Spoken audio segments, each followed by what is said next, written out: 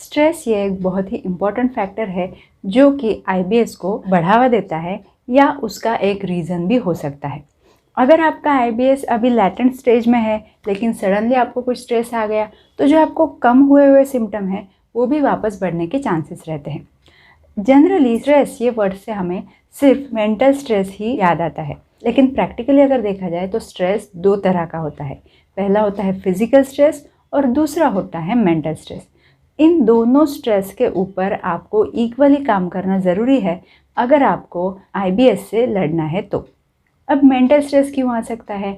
Obvious सी बात है, mental stress जो है वो बहुत ज़्यादा वर्कलोड होने की वजह से, रिलेशनशिप क्राइसिस की वजह से, बच्चों का टेंशन, फाइनेंशियल टेंशन्स, इन सारे चीज़ों की वजह से कहीं ना कहीं आपका मेंटल स्ट्रेस जो है वो बिल्डअप हो जाता है। और फिज़िकल स्ट्रेस की अगर बात करें तो वर्कलोड ज़्यादा होना, भागा दौड़ी ज़्यादा होना, काम के लिए बहुत दूर जाने पड़ना, टाइम पे खाना ना खा पाना, या न्यूट्रिएंट्स आपके डाइट में अगर कम है, आपकी नींद पूरी नहीं होती है, तो ये सारी चीज़ें कहीं ना कहीं आपके फिज़िकल स्ट्रेस को कंट्रीब्यूट करती है। कोई भी बीमारी अगर आपके शरीर में है तो वो आपके लिए फिज़िकल स्ट्रेस भी जनरेट कर सकती है और मेंटल स्ट्रेस भी जनरेट कर सकती है। वही सेम चीज़ आईबीएस के बारे में भी है। स्ट्रेस की वजह से आपको आईबीएस होता है और आईबीएस क्योंकि एक बीमारी है तो उसकी वजह से आपका स्ट्रेस बढ़ते जाता है। इस प्रकार से आईबीएस स्ट्रेस, स्ट्रेस आईबीएस, ये जो विशियस साइकिल है वो आपके लाइफ में चलता रहता है। और ये साइकिल अगर आपको ब्रेक करना है तो आपको काम करना पड़ेगा आपके स्ट्रेस के ऊपर। तो ये काम कैसे करेंगे? चलिए इस वीडियो में जानते हैं कि क्या ऐसे तरीके हैं जिससे कि आप आईबीएस में खास करके स्ट्रेस जो है उसको कंट्रोल कर सकते हैं।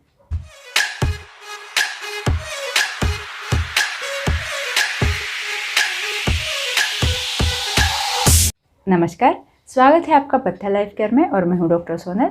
मैं एक आयुर्वेदा एक्सपर्ट हूँ और किसी भी बीमारी के लिए आयुर्वेदिक ट्रीटमेंट कैसा होना चाहिए, आपका लाइफस्टाइल कैसा होना चाहिए, योगा से उसमें क्या किया जा सकता है, इस बारे में हम हमारे चैनल पर डिटेल में वीडियोस लाते रहते हैं। तो प्लीज़ हमारे चैनल को अभी से सब्सक्राइब कर दीजिएगा। तो जैसे कि मैंने बोला, फिजिकल और मेंटल ये दोनों स्ट्रेस के ऊपर हमें काम करना है। अगर फिजिकल स्ट्रेस की हम बात करें तो आपको सबसे पहले एक काम करना है।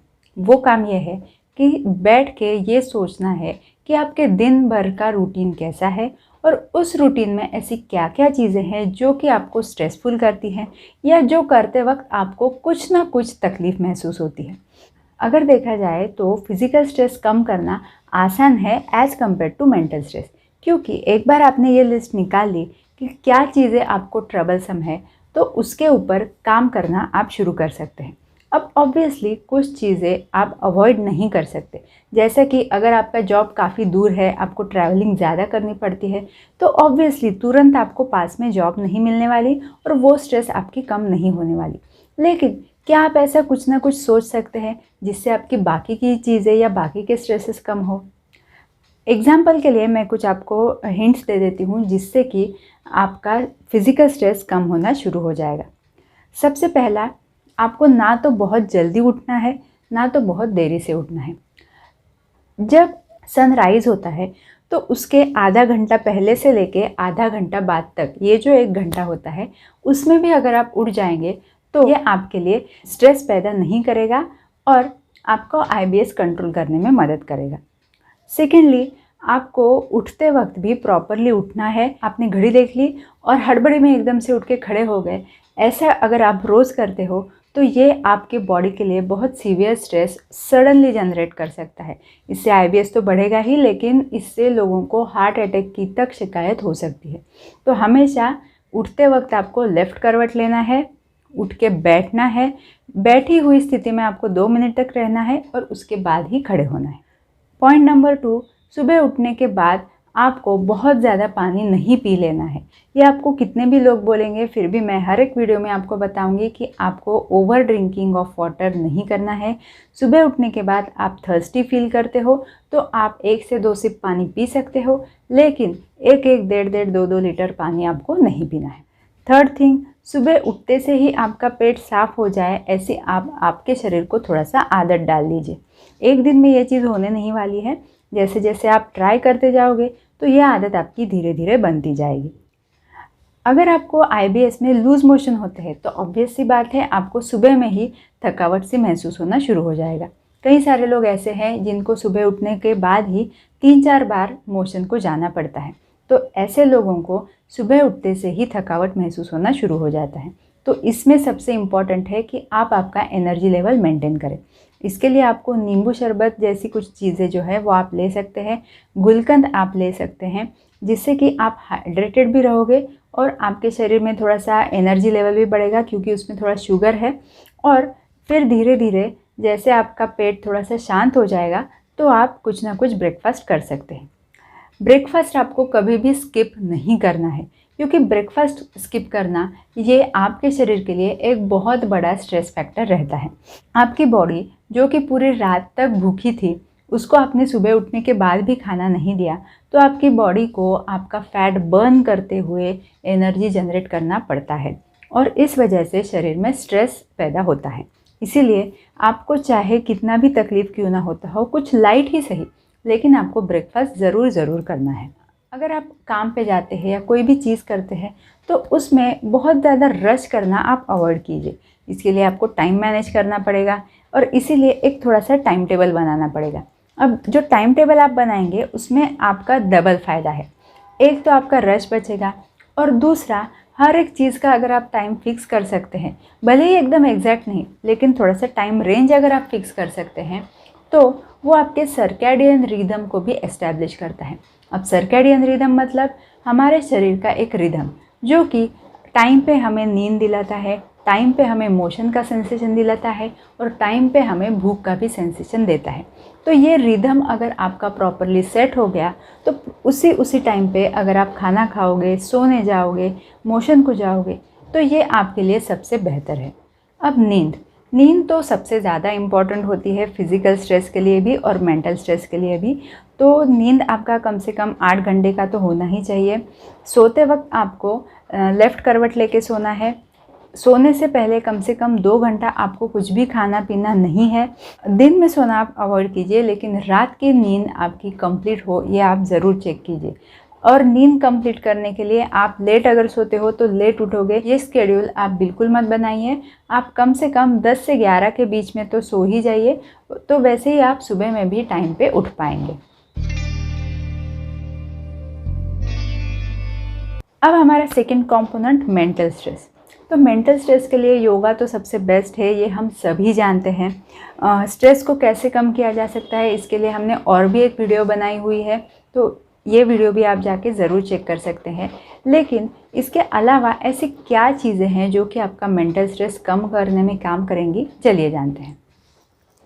आपको आपके थिंकिंग प्रोसेस के ऊपर थोड़ा सा काम करना ज़रूरी रहता है।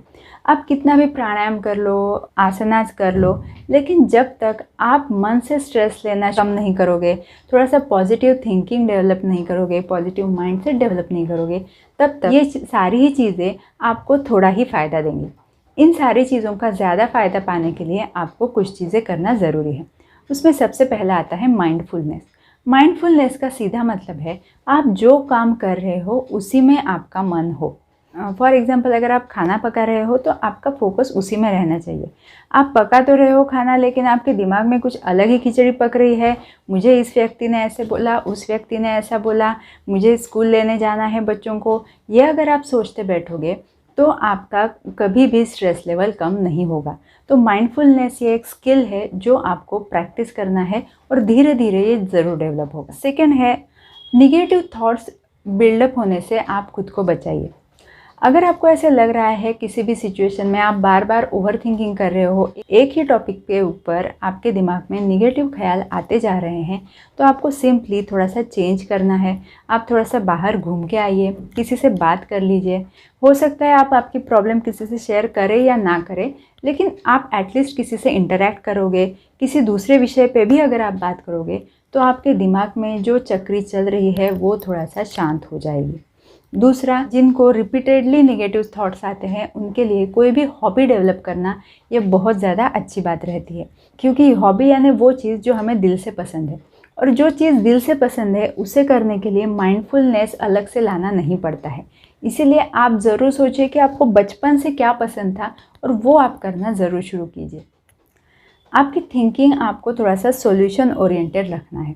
देखिए, प्रॉब्लम तो हर किसी की ज़िंदगी में आते हैं, लेकिन उन प्रॉब्लम्स के ऊपर फोकस करने से अच्छा है आप ये सोचिए कि उसका सॉल्यूशन कैसे निकल सकता है। जितना आप प्रॉब्लम के ऊपर सोचोगे उतने टाइम में आपके 10 सॉल्यूशन निकल के आ सकते हैं। इसीलिए थिंकिंग को आपके थोड़ा सा मॉडिफाई करना आपके लिए बहुत ज़्यादा ज़रूरी है।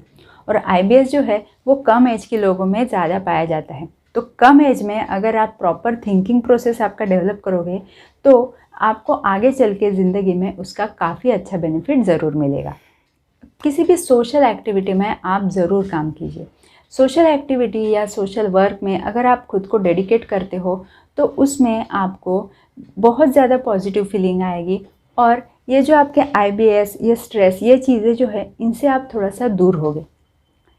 अब ये तो सारी थिंकिंग की बातें हो गई। इसके अलावा योगा से क्या किया जा सकता है, तो योगा में प्राणायाम तो है ही। प्राणायाम में अनुलोम विलोम प्राणायाम सबसे बेहतर रहता है, जिसमें आपको इस प्रकार से मुद्रा बनाते हुए पहले आपके लेफ़्ट नॉस्ट्रिल से इनहेल करना होता है और राइट नॉस्ट्रिल से एक्सहेल करना होता है। उसके बाद आपको राइट नॉस्ट्रिल से इनहेल करना है और लेफ़्ट नॉस्ट्रिल से एक्सहेल करना है। तो ये बहुत ही सिंपल प्राणायाम है। कम से कम आप दिन में 5 से 10 मिनट इसको करेंगे, आपको काफ़ी शांत महसूस होगा। मुद्रा की अगर हम बात करेंगे तो अपान मुद्रा और ज्ञान मुद्रा, ये दोनों मुद्राएं आप प्रैक्टिस कर सकते हैं, जिससे आपका IBS भी ठीक हो जाएगा और आपके स्ट्रेस लेवल्स भी कम होना शुरू हो जाएगा। आसनास में बालासन आप कर सकते हैं, जो कि एक काफ़ी रिलैक्सिंग पोज है। इस प्रकार से खड़े रह के आपके दोनों अंगूठे को आपको कैच करना है और जितना हो सके नीचे झुकना है। इससे आपका ब्रेन का सर्कुलेशन इम्प्रूव होता है और साथ ही साथ IBS के लिए भी, स्ट्रेस कम करने के लिए भी ये काफ़ी मददगार रहेगा। नेक्स्ट है अर्धमच्छिंद्रासन। इससे आपके एब्डोमिनल जो ऑर्गन्स होते हैं, इंटेस्टाइन्स होते हैं, इनको एक अच्छा ट्विस्ट मिलता है, इनका सर्कुलेशन इम्प्रूव होता है और IBS कम करने में मदद मिलती है। खास करके कॉन्स्टिपेशन वाले स्टेज में अगर आप ये चीज़ करोगे तो आपको ज़्यादा फ़ायदा इसका महसूस होगा। और लास्ट में है शवासन। ये तो सभी जानते हैं, शवासन में हमारे स्ट्रेस हार्मोन्स काफ़ी हद तक कम होते हैं, तो डेली आपको शवासन की प्रैक्टिस करना है। योग निद्रा ये एक यौगिक रिलैक्सेशन टेक्निक है। इसके कई सारे रिकॉर्ड्स आपको यूट्यूब पे भी मिल जाएंगे या कहीं पे भी मिल जाएंगे। उन इंस्ट्रक्शंस के अनुसार अगर आप प्रैक्टिस करते हैं तो आप योग निद्रा से आपकी स्लीप क्वालिटी भी इम्प्रूव होगी और स्ट्रेस लेवल भी कम हो जाएगा। और लास्ट में आता है म्यूज़िक थेरेपी। कई सारे रिलैक्सिंग म्यूज़िक आपको अवेलेबल रहते हैं, इंटरनेट पे भी अवेलेबल है। जो भी आपको म्यूज़िकल इंस्ट्रूमेंट पसंद हो उसको आप कम से कम 5 से 10 मिनट भी सुनेंगे तो आपके स्ट्रेस लेवल जो है वो कम हो जाएंगे। तो ये सारी ही चीज़ें आपके शरीर में बढ़े हुए स्ट्रेस हार्मोन्स को कम करेंगी, जिससे कि आपका IBS भी कम होगा और स्ट्रेस से होने वाले बाकी बीमारियों से भी आप बच सकते हैं। अगर आपको वीडियो अच्छी लगी है तो ज़रूर लाइक कर दीजिएगा और चैनल को सब्सक्राइब करना ना भूलिएगा। Thank you so much.